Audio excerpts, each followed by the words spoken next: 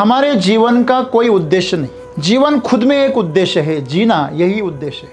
क्योंकि उद्देश्य अगर आज हमारे सामने है वो तो शरीर का है या मन का है, और शरीर और मन जो है ये एक चक्रीय गति से जीता है, उनका खुद का कोई अस्तित्व है नहीं, वो बिल्कुल एक साधन भी है।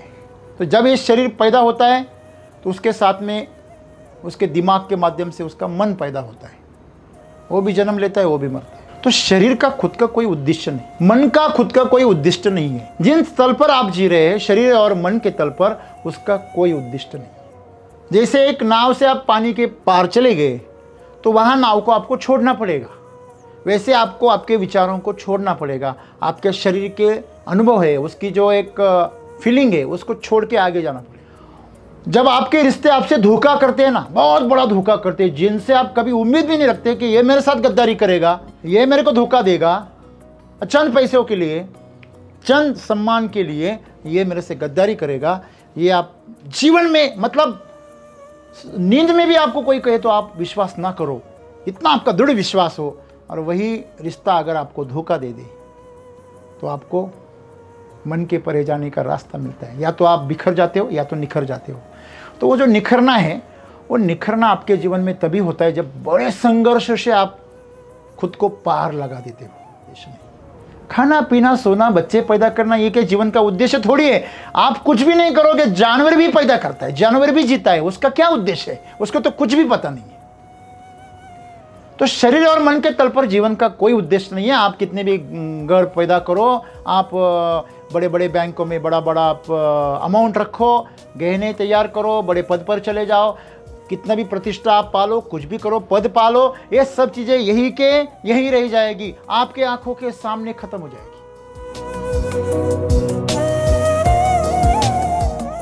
दोस्तों, सबसे पहले आप सभी को होली की बहुत सारी शुभकामनाएं। इस होली सबके मन में जो खटास है, जो दर्द है, जो आपके प्रति अन्याय हुआ उसके प्रति आपके मन में जो भी यातनाएं हैं और उससे निकलती हुई जो भी दुआएं हैं, बद्दुआएं हैं, वो सब जल के राख हो और आपका मन शुद्ध हो। साथ ही आपको अच्छा आरोग्य मिले, शारीरिक स्वास्थ्य मिले, मानसिक स्वास्थ्य मिले, यही कामना और प्रार्थना ईश्वर से करते हैं। दोस्तों, सद्गुरु हमेशा कहते हैं कि हमारे जीवन का कोई उद्देश्य नहीं, जीवन खुद में एक उद्देश्य है, जीना यही उद्देश्य है। तो ये वो ऐसा क्यों कहते हैं, इसका जवाब आज हमें उनके इस वचन से मिलता है। एक तरफ ये कहते हैं कि जीवन का कोई उद्देश्य नहीं, और ये कह रहे हैं कि आज कि जीवन का उद्देश्य अगर आपको ढूंढना है तो आपको शरीर और मन के परे जाना होगा। सद्गुरु दोनों तरफ दो बातें क्यों करते हैं, एक दूसरे से विपरीत करते हैं। एक जगह पे कहते हैं जीवन का उद्देश्य नहीं है, और एक जगह पे कह रहे हैं कि आप जीवन का उद्देश्य ढूंढो। आपको पता चल लगाना है ना, तो आपको ये करना पड़ेगा। जैसे कि छोटा बच्चा होता है ना, छोटे बच्चे को हम कहते हैं कि वहाँ पे भूत रहता है, एक बागुल बुआ बनाया जो है नहीं, ये बड़ा होने के बाद पता चलता है।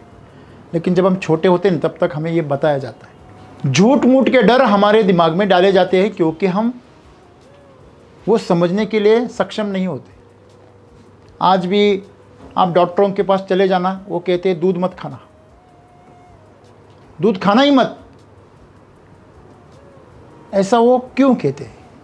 क्योंकि आज सब तरफ जो 99% दूध है वो A1 काऊ का है, संकरित गाय का है, जो दूध नहीं है, एक केमिकल का कॉम्बिनेशन है जो दूध की तरह दिखता है लेकिन दूध है नहीं। और जो A2 टाइप का दूध है वो दूध है, लेकिन वो बहुत कम है, इसलिए वो कहते हैं कि झंझट ही खत्म कर दो कि ये A1 है, ये A2 है, दूध ही मत खाओ। छोटे बच्चों को हम कहते हैं कि कुएं के पास जाना नहीं, उसके अंदर राक्षस रहता है। क्यों कहते हैं? क्योंकि वो राक्षस दूसरा कुछ नहीं है, उनकी मौत है। अगर वहां जाएंगे, पैर फिसल जाएगा तो मर जाएंगे, इसलिए उनको डराया जाता है। ठीक इसी तरह आज सदगुरु का जो ज्ञान है वो जानने के लिए, जीवन का ज्ञान जानने के लिए हम बच्चे हैं। इसलिए हमें सिखाया जाता है कि जीवन का कोई उद्देश्य नहीं, क्योंकि उद्देश्य अगर आज हमारे सामने है वो तो शरीर का है या मन का है। और शरीर और मन जो है ये एक चक्रीय गति से जीता है, उनका खुद का कोई अस्तित्व है नहीं, वो बिल्कुल एक साधन है। आपने कोई कार खरीदी या कोई बाइक खरीदी तो उसका क्या उद्देश्य है? उद्देश्य तो जिसने खरीदा उसका है। उस कार का खुद का क्या उद्देश्य है? कुछ भी नहीं। उसे किसी दूसरे और ने बनाया, किसके लिए बनाया वो भी मालूम नहीं, वो कैसे इसको इस्तेमाल करेगा वो भी मालूम नहीं, इसका भविष्य क्या होगा वो भी मालूम नहीं। लेकिन दो बातें तय है, निर्माण होना और उसका विनाश होना। कार अगर निर्माण हुई है, बाइक निर्माण हुई है तो एक दिन ख़त्म होंगी, ये तय है। यूज़ भी करे या ना भी करे तो भी ख़त्म होगी। वैसे ही शरीर है, इसका जन्म होता है, ये मरता भी है। तो जब ये शरीर पैदा होता है तो उसके साथ में उसके दिमाग के माध्यम से उसका मन पैदा होता है, वो भी जन्म लेता है, वो भी मरता है। तो शरीर का खुद का कोई उद्देश्य नहीं, मन का खुद का कोई उद्देश्य नहीं है। इसीलिए सदगुरु कहते हैं कि जिन तल पर आप जी रहे हैं, शरीर और मन के तल पर, उसका कोई उद्देश्य नहीं है। आज हम जीवन को कहाँ तक जानते हैं? शरीर के तल पर जानते हैं। भूख, प्यास, वासनाएं, भोगना, दर्द, बीमारियाँ, ये सब शरीर और मन की जो सब बातें हैं, इसी में ही हम जीवन भर उलझे रहते हैं।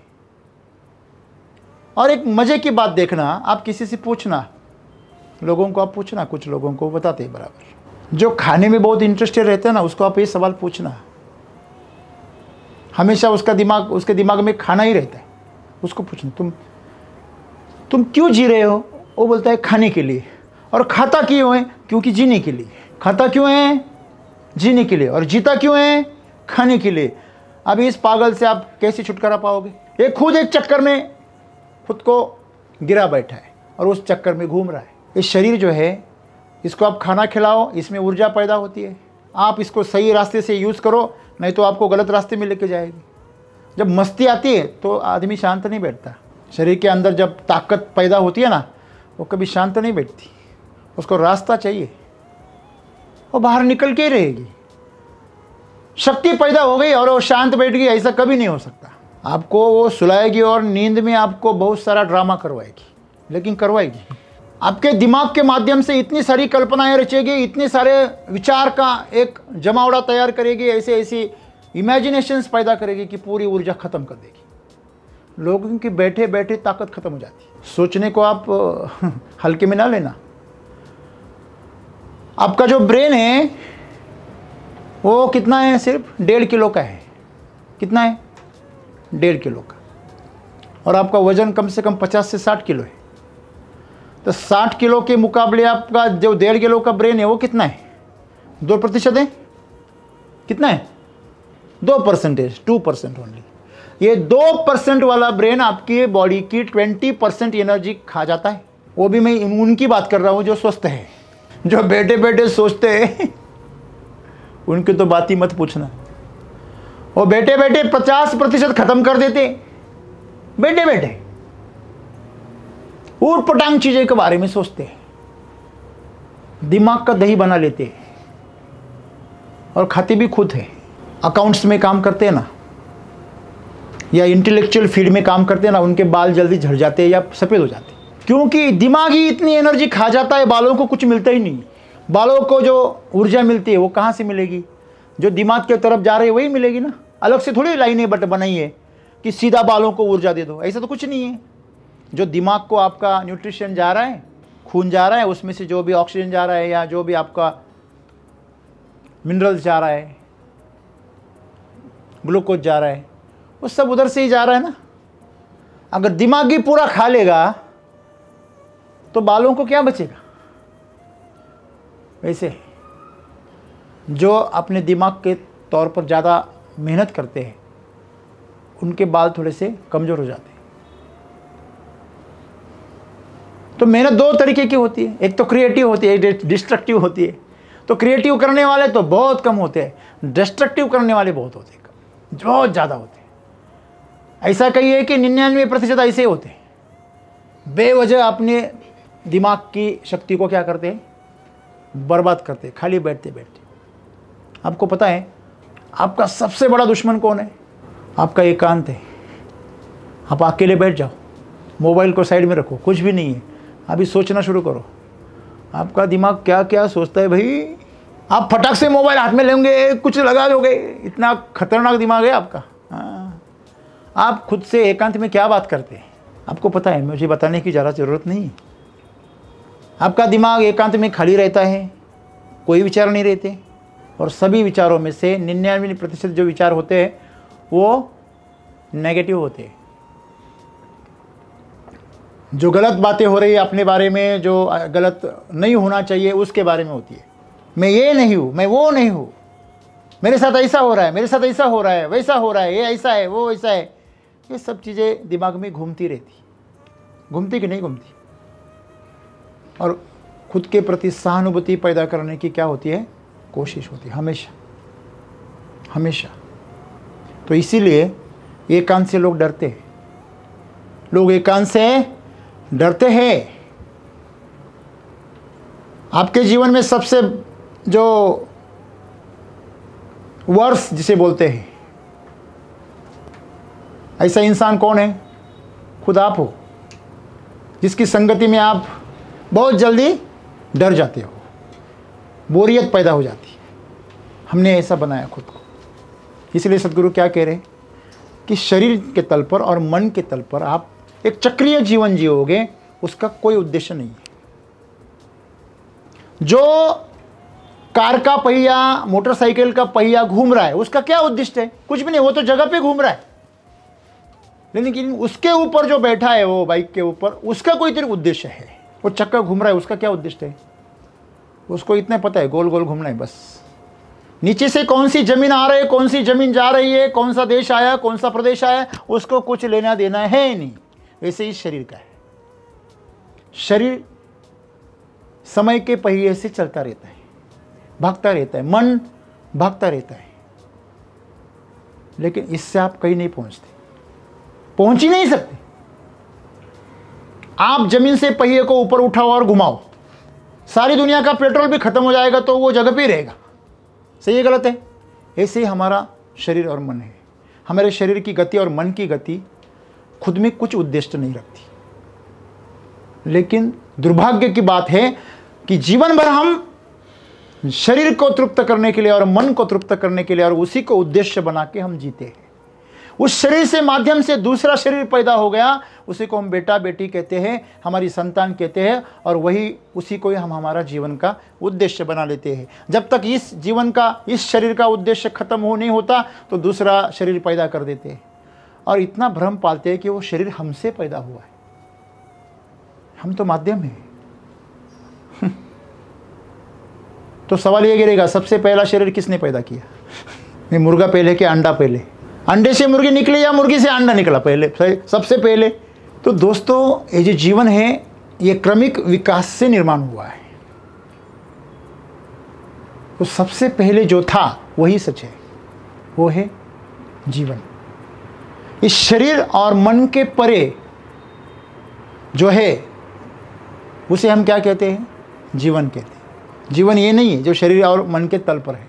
फिर शरीर और मन के परे क्या है? जब हम आनंद में होते हैं ना हमें शरीर का पता चलता है, ना मन का पता चलता है। जब शरीर और मन का पता नहीं चलता ना, जब जिसको ये पता नहीं चल रहा है वो आप हो। अभी ढूंढना उसको आप। मैं अगर कहूँ आत्मा है तो भी गलती हो जाएगी, मैं कहूँ प्राण है तो गलती हो जाएगी, मैं कहूँ ऊर्जा है तो भी गलती हो जाएगी, क्योंकि आपका वो अनुभव है नहीं। जब तक आप खाली नहीं करोगे तब तक उसमें उतरेगा नहीं जीवन। आप वासना और कामनाओं को जब खाली करेंगे, और कोई कामना नहीं, कोई वासना नहीं, और पूरे खाली हो गए, तभी उसमें जीवन उतरेगा। अभी मैं ये लाख बार भी कहूँ आपसे, लेकिन जब तक आप खाली नहीं करोगे तो मेरी बातें आपको ज़्यादा उत्साहित करेगी, प्रेरित करेगी, आपका मनोरंजन करेगी ज़्यादा से ज़्यादा, लेकिन उससे आपको कोई अनुभव नहीं होगा। हाँ, भ्रम तो पैदा हो जाएगा, अरे शरीर और मन के परे हैं, शरीर और मन के परे कैसे, और ये कौन सोच रहा है? शरीर ही और मन ही सोच रहा है। शरीर और मन के परे जाने का है तो शरीर और मन नहीं सोच सकता। मन के माध्यम से आप शरीर के परे नहीं जा सकते। विचार के सहारे आप ये दरिया पार नहीं कर सकते। जैसे एक नाव से आप पानी के पार चले गए तो वहां नाव को आपको छोड़ना पड़ेगा, वैसे आपको आपके विचारों को छोड़ना पड़ेगा। आपके शरीर के जो अनुभव है, उसकी जो एक आपको फीलिंग है, उसको छोड़ के आगे जाना पड़ेगा। जैसे कि हम कहते हैं योगा में कि ये मैं शरीर नहीं हूँ, मैं मन भी नहीं हूँ। ये कहना बहुत आसान है, लेकिन जीवन में उतारना बहुत कठिन है। क्यों? क्योंकि ये खुद को कैसे छोड़ेंगे? मैं साहिल सर को कहूँ कि आप खुद को छोड़ के यहाँ खड़े हो जाओ, तो ये राम सर आज ऐसी पगली पगली बातें कैसे कर रहे हैं? हाँ, क्या पगला गए थे? तो दोस्तों, आप जब शांत हो जाते हो तो आपका शरीर भी अनुभव नहीं होता कभी कभी। ये मैं दावे के साथ कैसे कह सकता हूँ, जो मनपसंद खेल खेलते हैं या मनपसंद काम करते हैं ना, या जीवन में सबसे प्रिय व्यक्ति के साथ रहते हैं ना, तो ना हमें भूख लगती है ना प्यास लगती है। अगर कहीं लग गया, खून भी निकल गया, तो सामने वाला बोलता है तुझे लग गया है, देख, बोलते हैं लग गया है।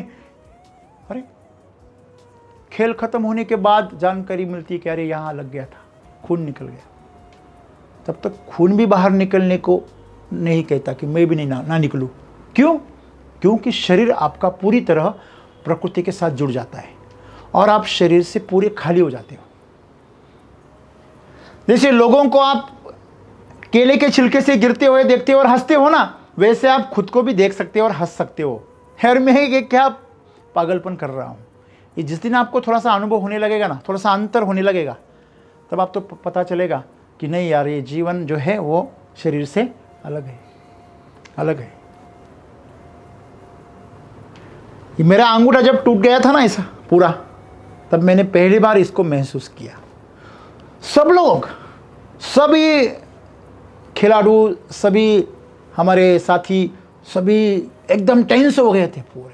उनके आंखों में पानी था, दर्द था पूरा, और मेरे चेहरे पे खुशी थी। खुशी इस बात की नहीं थी कि टूट गया, खुशी इस बात की थी कि इतना बड़ा घाव होने के बाद भी, इतना बड़ा एक्सीडेंट होने के बाद भी मुझे कोई दर्द नहीं था। चलो कुछ सेकंड तो होता ही भी नहीं है, लेकिन उसके बाद में उसका ऑपरेशन होने तक उसका दर्द नहीं हुआ। ये घटना मेरे जीवन में पहली बार घटी। तो ये और एक बार घटी थी जब मैं करीब 23-24 साल का हुआ हूँगा। तब मैं ऐसे ही प्रवचन सुना करता था, तो उसमें मैं इतना डूब गया था कि सब घर वाले मुझे पराये दिखने लगे थे। और अचानक से हम प्याज जो होते खेत में, उस प्याज को हम छांव में रख रहे थे बारिश से बचाने के लिए, धूप से बचाने के लिए। तो मैं भी काम कर रहा था, सब भी काम कर रहे थे। अचानक से मौसम बदल गया, तूफान आ गया। इतना तेज तूफान आ गया कि अब बारिश आए। सब मेरी तीन बहनें, माँ बाप, सब दौड़ धूप कर रहे थे, सब भाग रहे इधर से उधर। कोई कागज लेके आ रहा है, कोई प्याज भर रहा है, कोई उसको छुपाने के लिए, उसको ढकने के लिए कोशिश कर रहा है। और मैं उन सब का मजा देख रहा था एक दर्शक की तरह। मैं ये सोच रहा था कितने पगले लोग हैं। हाँ? जब बारिश नहीं थी तो कितने शांत बैठे थे। अभी देखो, पता नहीं ये प्याज का पैसा होगा भी नहीं होगा भी। जिस प्याज के पीछे भाग रहे हैं वो सड़ेगा कि अच्छा रहेगा वो भी पता नहीं है। उसको कितना भाव मिलेगा वो भी पता नहीं। लेकिन देखो कितना मोह के जाल में कितना दौड़ धूप कर रहे हैं। खुद के जीवन, खुद के शरीर को भी नहीं देख रहे कि वो उसको तकलीफ में जा रहा है, कहीं चलते चलते कहीं गिर ना जाए फिसल कर।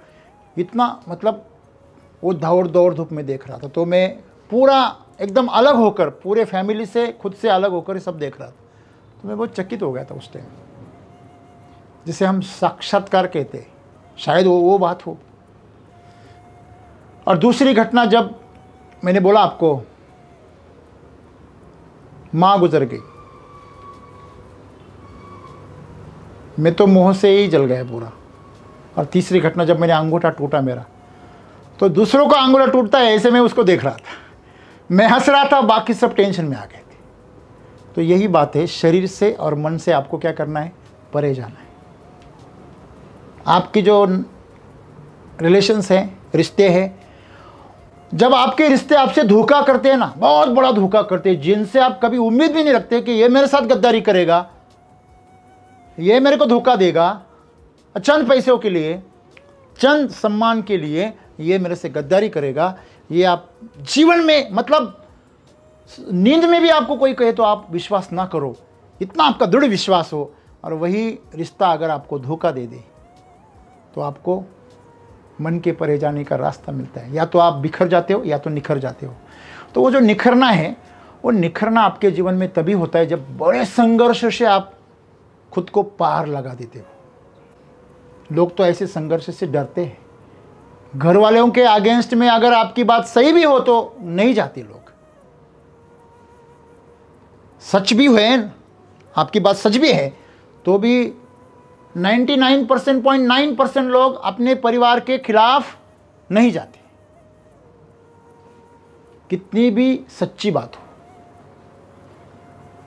तो मैं ऐसा इंसान हूं कि अगर सच्चाई है तो मैं किसके भी खिलाफ जाने के लिए तैयार, मैं खिलाफ जाने का कोशिश ही नहीं करता, मैं उस सच्चाई को पकड़ लेता हूं और उस सच्चाई के पीछे पीछे चलता रहता हूं। चाहे मेरे आजू बाजू मेरे रिश्तेदार हो, मेरे कुछ भी, कितने भी करीबी हो, वो अगर मेरे को विरोध करे, मुझे आप वो तकलीफ़ दे, मुझे रिश्ते का वास्ता दे, मेरे से रिश्ते तोड़ दे, मेरा अपमान करे, मेरी बदनामी करे, कुछ भी करे, लेकिन मैं मेरा रास्ता नहीं छोड़ता जब मेरे को पकड़ में आता है सच्चाई का रास्ता।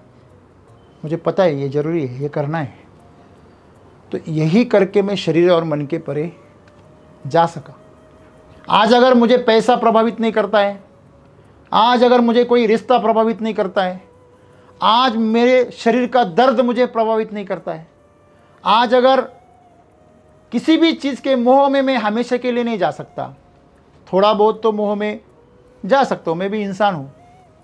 अगर सब कुछ मैं छोड़ दिया तो मैं आप में भी नहीं रह सकता, क्योंकि ये जो चीज़ें मैंने अनुभव में की है कि शरीर और मन के परे जाना संभव है, और उसके परे जो जीवन है वो आपको सच्चा उद्देश्य दिखाई देता है। तब तक जीवन का कोई उद्देश्य नहीं। खाना पीना सोना बच्चे पैदा करना ये क्या जीवन का उद्देश्य थोड़ी है। आप कुछ भी नहीं करोगे, जानवर भी पैदा करता है, जानवर भी जीता है, उसका क्या उद्देश्य है, उसको तो कुछ भी पता नहीं है। तो शरीर और मन के तल पर जीवन का कोई उद्देश्य नहीं है। आप कितने भी घर पैदा करो, आप बड़े बड़े बैंकों में बड़ा बड़ा आप अमाउंट रखो, गहने तैयार करो, बड़े पद पर चले जाओ, कितना भी प्रतिष्ठा आप पालो, कुछ भी करो, पद पालो, ये सब चीज़ें यही रह जाएगी, आपके आंखों के सामने खत्म हो जाएगी। जो हीरोइन, जो अभिनेता बूढ़े हो गए, आप उनके जीवन को देखना जरा। जो नेता बड़े बड़े पद पर थे, हाँ, जाकर मिलना जरा कभी वक्त निकाल के। जो बड़े बड़े नेता है अभी रिटायर्ड हो गए, कभी वक्त निकाल के मनमोहन सिंह साहब के मिलना। बड़े बड़े नेता आपको मिलेंगे जिनके जीवन में आज जो ग्लैमर था एक दिन, वो ऊंचे पद पर थे, किसी भी पक्ष का हो, आप उनसे मिलना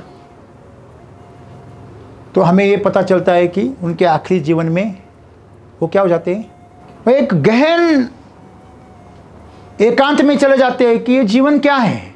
बड़ा सवाल उनके सामने खड़ा हो जाता है कि जीवन भर जितने मैंने अनुभव किया, सुख अनुभव किया, आनंद अनुभव किया, वो किस लिए कर रहा था मैं। बीजेपी के भी बड़े नेता है जो प्रधानमंत्री ना बन सके, आप उनको भी मिलना। मैं इन बड़े बड़े महान नेताओं की बात क्यों कर रहा हूं, जिन्होंने कभी हमारा देश का नेतृत्व किया।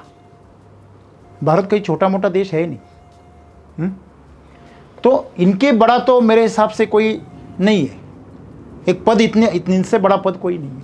लेकिन आज हमें सोचना चाहिए कि जीवन का जो सही उद्देश्य है वो शरीर या मन के तल पर नहीं है, और इसके परे अगर आप नहीं जा सके तो आप कितने भी बड़े पद पर चले जाएं, आपका जीवन खोखले का खोखला ही रहेगा, अंदर से कुछ नहीं।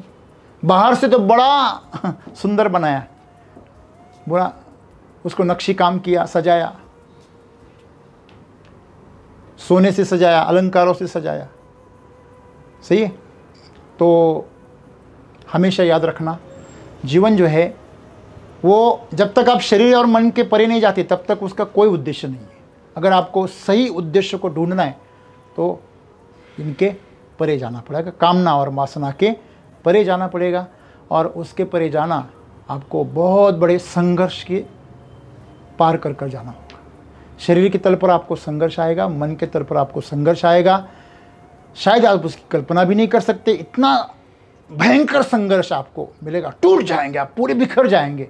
ऐसे संघर्ष के लिए आप अगर खुद को तैयार कर सके तो आप जीवन के उद्देश्य तक पहुंच सकते हैं। मैं चाहता हूं कि आपके जीवन में ऐसा कोई प्रसंग आए और आप इस माया मोह के जाल से उसे तोड़कर बाहर निकल आए और निखर कर आपके सही जीवन के उद्देश्य तक पहुंच जाए। धन्यवाद।